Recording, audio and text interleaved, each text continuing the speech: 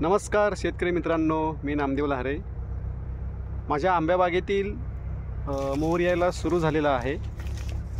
आपण बघताय की हा अशा पद्धतीने सुरू झालेला आहे मोहर. काही ह्या स्टेजला आहे. थोडं हे बघा, पालवीला सुद्धा मोहर यायला सुरू झालेला आहे. जरा क्लोजअप करून दाखवतो मी.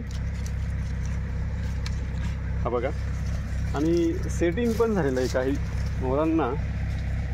आपण बघताय की सेट पण झालेला आहे. हा बघा. तर अशा पद्धतीने केशर बागेला ह्या वर्षी जरा लवकर मोहर यायला लागलेला आहे. म्हणजे यावर्षी आंबा आपल्याला लवकर मिळणार आहे. आपण बघताय सध्या पूर्ण मशागतीचं काम असं माझं झालेलं आहे. थोडं ठिबकचं काम बाकी आहे, ते बांधून घ्यायचे आहे.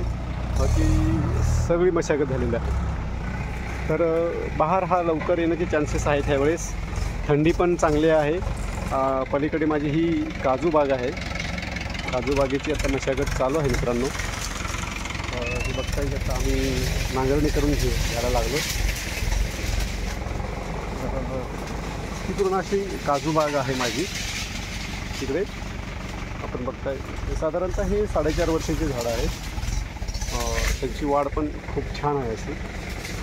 त्या ठिकाणी बहार पण आत्ता सुरू होईल. नवीन पालवी आलेले आहेत, त्याच्यामुळे बहार पण लवकरात लवकर सुरू होईल ह्यावेळेस.